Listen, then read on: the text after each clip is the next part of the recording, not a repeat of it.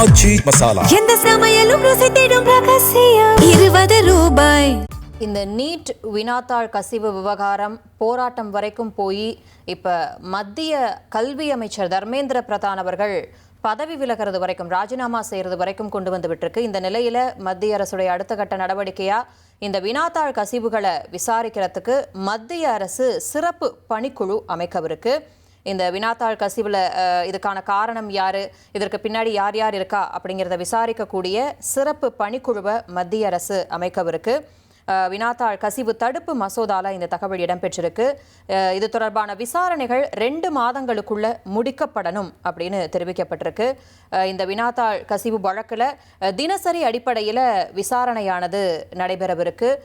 ஏற்கனவே சொன்னது போல விரைவு நீதிமன்றங்களில் இந்த வழக்குகள் விசாரிக்கப்படணும் அப்படின்னு இந்த புதிய சட்டத்திருத்த மசோதாவில் கொண்டு வர போகிறாங்க.